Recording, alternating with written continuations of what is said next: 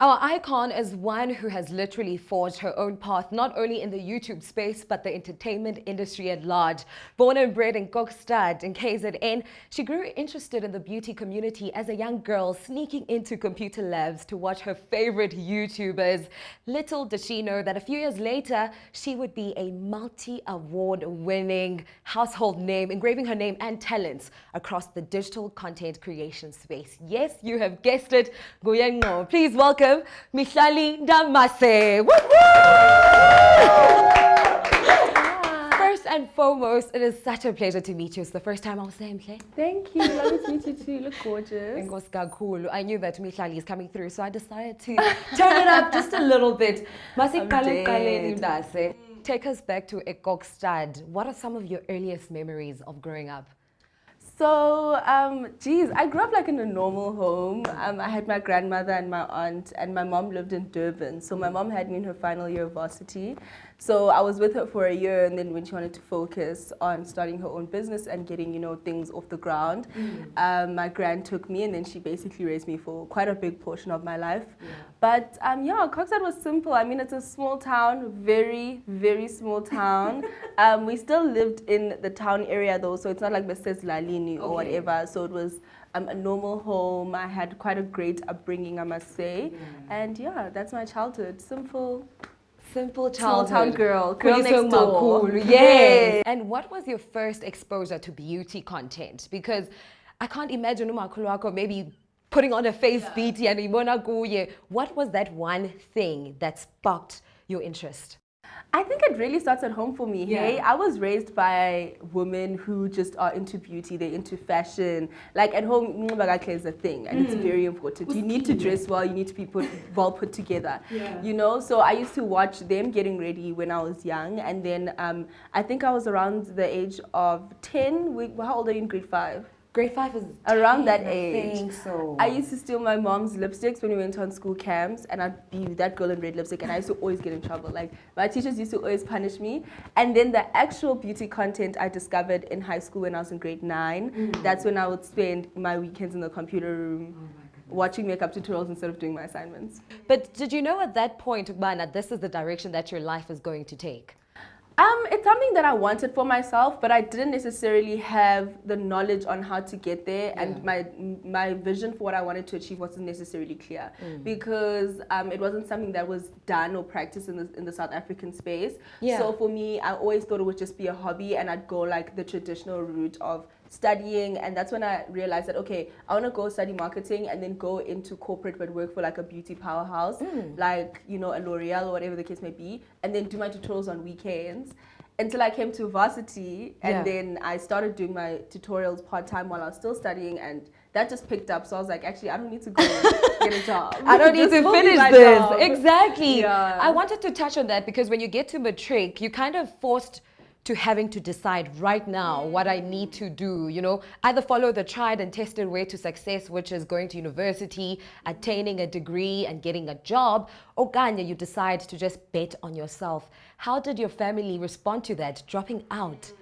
That was one of the most challenging periods of my life, like around matric, deciding what it is exactly that I want to do with my life, because I didn't know what I want to do, and everybody knows. And when your parents take you to a good school and everyone in your family sort of like has a put together path, they place certain expectations on you, like your dad was a doctor, how do you not know what you want to do? So I got to a point where I think it was even towards the end of matric where I heard about Lysoft, which was a creative institution, and I was like, that's where I'm going. And I told them when they were dropping me back off at boarding, so I was like, okay, by the way, I'm going to a fashion institution. My mom was like, I'm proud of you. Yeah. My grandmother was like, you're crazy. Of course, but she say, but she's proud of you because she is in the beauty space, right? My mom is a creative. She studied fashion designing and she also studied business. Stunning. So she's always been my support system throughout my entire career. I always say that she's honestly one of the best person that God has ever placed in my life. She's everything. And you also just very generous in sharing that part of your life, especially I think that moment where you posted a video surprising your moto. How does she take that? Like, ufike njani pa club point when I'm Yo, I was shocked. She was so shocked. For me, where did it start? Now I was home. I was home for I think it was a weekend or something. I was visiting her, and we were at a garage, and she was like, "Yo, Mtanam, if you ever want to surprise me with a car, that's the one." And I noted, but at the same time, I was like, yo, am I even at a point where I'm ready to be like surprising, my mom with a car? Financially, am I prepared? But I came back to Joburg, and I remember just driving past the dealership, and I was like, actually, let me just go in for a quote and see what happens. Okay. So it was so casual. Like, I literally just went in for a quote. I did the specs of the car, and I acted like I'm going to be an ambassador for the car brand to her. So I was like, Mom, oh my gosh, guess what? Jaguar just hit me up. They want an ambassador. What kind of car should I go for and what color? And she was like, well, because you're young, just go for a small car, but I'd go for the SUV in white, and I'd like it to have, a sunroof and this color leather seats. And she was basically like describing, because I was like, I kept on asking her like, what kind of leather seats should I pick for my car? And I literally acted like I'm going to be an ambassador. And then I was like, come visit me. I flew her up, and then I surprised her. And she was like, you're so sneaky. Speaking about boundaries, Sagbona host up Kuhle Kaya. Mihlali, how was that experience? Firstly, congratulations. Thank you so much. That was probably one of the most challenging things I've ever done in my life. Nobody knows this. I had a meltdown backstage. Like, Umusha had to pull me aside, and shame, God bless him, he was such a sweetheart on that day. He had to pull me aside because he was like, you look like Goa on stage in front of the camera. Really? Because you look like you're overthinking, and I just want to remind you that the reason why you're here is because they picked you. They want you here for a reason. Stop doubting yourself. Get it together. He was like, here's a shot of Hennessy. Now go back out there and kill it. And you did kill it. Do you think that we can expect more of you on TV? Maybe. Maybe a young exclusive. I'm much more open to it now. So I think I'll definitely be taking more opportunities. Because I think I remember some time back, you tweeted, Ubana, you've had production houses reaching out to you to ask if you want to be a presenter or an actress, but you seemed kind of reluctant to the idea at that time. What has changed over time? I think because I know myself, I never want to take on anything that I'm not comfortable with, because I won't do it to the best of my ability. So I'm very comfortable with declining opportunities, and I've always been like that. And also because that comes from a place where not only me just respecting my craft and my brand, but also respecting my audience a lot. I don't want to do something where these people believe in me, these people support me, and now they're disappointed. You know what I mean? So, after I got signed to Duma, I was definitely pushed in a direction where I was, encouraged to take on new things and sort of, be a bit more confident in the fact that I can do much more than what I'm doing right now. And there's definitely opportunities for multiple streams of income. So, yeah. And also, I think another thing that made me very comfortable with even agreeing to the gig is just the point that I've grown into as a person. Like, I'm so much more confident in myself than I was when I first started out. I mean, I was a young girl who's being, getting all this attention now. How old were you in 2016? I was so young. How old was I? Was I 20? 19. Or 19, 20, around there, yeah. So young. So I was so young, and, I had to sort of grow in front of people and share my journey in front of, people. And now I'm at a point where I'm comfortable with who I am, and I'm happy with the woman that I've become. So I feel like I can now embrace all those opportunities. And it feels like, I think, we somewhat are familiar with Mihlali Ndamase. My first earliest memories of Mihlali, my earliest memories of Mihlali. Exactly, on the street. My first memories of Mihlali Ndamase, I remember I was on Twitter. It was back in 2016, like shortly after you've opened your YouTube channel. Some satin green dress looking stunning. I think it was a Lux event. Yes, so we went to the Durban July as Lux influencers. Wow. And how was that, like the earliest part of your influencer appearance? It was so interesting. I think every time I look back to all those moments, like I was just I still get excited about opportunities now, but now it's a little bit more like you're used to it. Back then you are even stunned by the fact that this brand is saying, okay, this is the budget, go to a designer and get a dress. And now you're excited, you're dressing up. Okay, we're being flown out, Mom, they flying me out. They booked me a hotel room, Mama. Like, Mama, actually you come stay in my hotel, my talent song, like, you know what I mean? Yeah. So, that was exciting. That was honestly very exciting. Fast forward all of these years now, we are here in 2021 and you hold a number of accolades under your belt. I mean, Glamour's Most Glamorous Award, Cosmopolitan's Best Beauty Blogger, Influence of the Year, first Influence of the Year award. And you're also acknowledged by the Feather Awards for Socialite of the Year and the Style Awards as well. We're like, this is the next big thing. Those are major awards to receive. What does it mean for you, to be recognized by such prestigious institutions? It means everything. I think from a personal perspective, it's sort of just brands giving you, or those platforms or those publications, giving you a nod on some, we acknowledge you and we celebrating your craft. Yeah. Especially as a creative, a black creative, when you're starting out, there are going to be people who doubt you. There are going to be people who question if you're even capable of doing this. And then there's people who sort of laugh at you and mock, like, I've been called, the makeup girl. Like, she's inspiring makeup girl, Yeah. So when you get to a point where you are acknowledged by these publications, it also makes you more credible in the business space, and it also can open up a lot more opportunities in future. You are critiqued a lot. You're critiqued a lot on social media. You're critiqued a lot on Twitter. I think every second day, Mihlali Ndamase, based on your views and some of your opinions as well. Do you find that pushes you to kind of have to act a certain way, especially in public spaces, to maintain the look and the brand? I can't say that it doesn't. I'm definitely at a point now where I realize that, I am known, and with that comes a lot of responsibility. So I'm a little bit more cautious about what I put out, because I hate it when things are taken out of context, and that's happened to me a lot.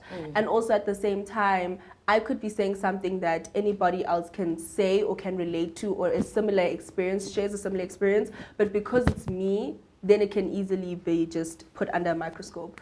So yes, I have had to, hold back a little bit, but at the same time, I'm not going to change who I am. And I stand very strongly and firmly on that, because this is what my brand's been built on. I've been very, authentic. I've been very, outspoken. I'm about the banter on Twitter, and that's just the brand that I've been since day one. And those who have been following me since day one know that that's the kind of person I am. Yeah. So for me now to decide to be a super private person and very well put together and on a morally high horse on social media, I think that would also do a lot of damage to my brand, because that's not the person I am. Do you think that you would get into a public relationship?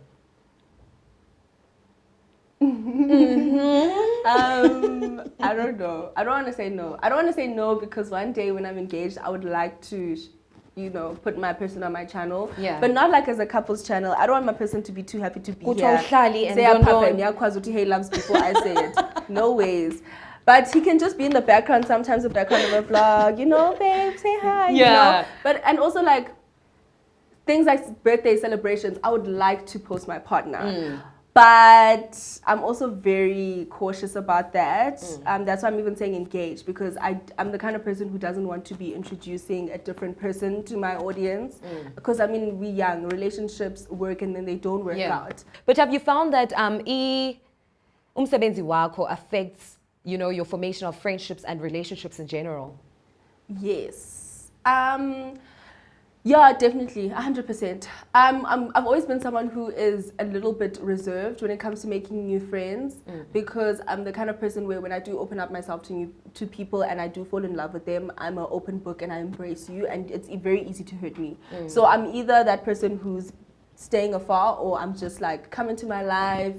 Literally, I'm opening up my whole world to you. Yeah. So that can be very challenging when you come across people who aren't genuine and people who aren't there for the right reasons. But I've found that I've made a very good circle of friends, and I have very good support system in my family, that very seldom do I ever get in too deep with someone who's going to hurt me, because if I don't pick it up, and my friends always say to me that you have such a big heart, and because there's going to be people who come into your life for the wrong reasons. So the people who protect me the most are actually those who are in my life, because they always point out things, and I think because of past experiences, and I'll acknowledge, yes, I make my own decision, and yes, it may take time for me to distance myself from someone, but it helps a lot. So yeah, it does happen. And itomi yakho when I know Dinewo Nono, you founded Siyazizana Foundation. What was the main objective with the foundation? Because I find that it's very admirable that you are very generous and Thank charitable you. outside of your success as well. Thank you. So the main aim of our foundation, we actually met on Twitter, and she was posting about some stationery drive she was doing with some company. And I come from a home where we are very big on giving back and, you know, lending out a helping hand. And I also practice that in school. So that's something I wanted to carry with me into my adult life. Yeah. So it was very hard to find charities or organizations that I could support in Joburg. So I used to usually go on social media, and that was my first interaction with Dineo. And we actually met for coffee, and we were like, we're going to start our own foundation. Yeah. On the spot. We picked the name on the spot. And I think for me, it's just having this platform. I feel like there's so much that I can do, not only to benefit myself, but to benefit others. So if I can touch somebody else's life, not only through the work that I do where I'm inspiring a young girl who wants to be in the beauty industry, but also literally put food on someone's table or school shoes on a kid's feet, you know what I mean? Then I will do that. And I've also now started tying in some of the brands that I work with into my charity work, because I'm realizing that there's so many opportunities where we can grow to a point where we have something more sustainable, you know, something that's going to run without us. And yeah, so that's really our aim for the foundation, and that's where it started. Where can we find the foundation, like a website or maybe social media handles, and how can people contribute towards it?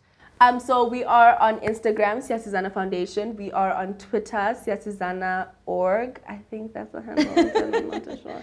And you can also email us on siyasizana@gmail.com. But on our Instagram, we're always posting flyers of the projects that we're working on and which homes exactly around Joburg that we're going to be donating to, and any ask that we have, be it funds or you know, actual products that people can give. Mihlali, 2021 marks 5 years of being in the game for Wena. Looking back at your, you know, career, what would you say are the redefining moments of your life and career as well?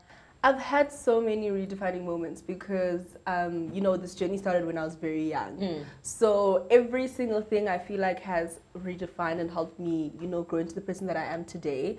So things like advice from people that I've had in the industry have impacted me, like Sibu Banza, for example. Oh, yes.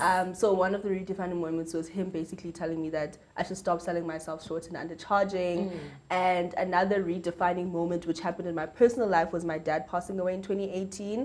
That influenced a lot of changes in my career and the direction in which I was going in my life path, and just taking things a little bit more seriously. And I think it redefines in a way where it teaches you that you being your own business, you don't have as much control as you'd like in terms of taking breaks and dealing with personal issues. Life must still go on even though we are going over this and you're mourning and you whatever. So that was also another moment. What else? Various awards that I've won, being on the first selfie cover of Cosmo. Oh my goodness, that was like bomb. One of those, what? I couldn't believe it. It was a selfie cover and upagatim that's centered in the middle. That was so cool. When I got the email from Cosmo, I thought I was being pranked. I was like, what? Is this real? Yeah. So just all those little moments I think contribute to the journey, and they're all very important. Mihlali, we're going to have a little bit of fun with you. I'm going to ask you 5 questions. Just fast, quick on your feet, 2 seconds to think about it, to get to know you a little bit more. Okay. Number 1, what size shoe are you? I'm a 4. What's your favorite color? Anything neutral. What's your favorite food to cook? Oh, I love cooking hearty meals. They remind me of home. So like anything with a stew and rice and musho. Yes. Yeah. You that's one lamba. Hey, What's your fondest memory of your childhood? What is the fondest memory of my childhood? I think it's not one memory, but it's just like how supportive my mother was. So I just remember things like, because I was in school plays and I was also doing dancing, and then there was a point where I was in choir, and she was so busy. And I think as a child you take it for granted, because now I'm busy, and back then it was sort of like I expect you to be there, you're my mom, you know what I mean? Yes. But now it's like I understand, because she also had me at a young age, so she was also just trying to hustle and get her money, but she'd always make sure that she was there. And I remember there was a time where I thought she wasn't going to make it, and I was so sad. And I was on stage and she walked in and I just started crying. So I was like, she made it, you know? So yeah, those are like... 100%. Do you believe in soulmates? I do. Do you think uzayifumana isoulmate yakho? I hope so. I really hope. I pray I do. Are you a hopeless romantic? I am. I believe in love, guys. I really believe in love. Really? So the flowers, candles, I want the flowers. words. I want a girlfriend proposal. I don't want to be asked, but can you be my girlfriend? Take me somewhere to a rooftop, put up a table, get someone to come play a violin. Like, Oh, yeah. that is stunning. Well, I hope you guys are taking notes, okay? We are. Oh my God, I was not expecting that at all. Mihlali Ndamase, you are fantastic. We have subscribed, we have liked, and yeah, man, to more ventures and more successes. Thank you so much. Thank you for having me. This was lovely. Oh, I love that. It goes.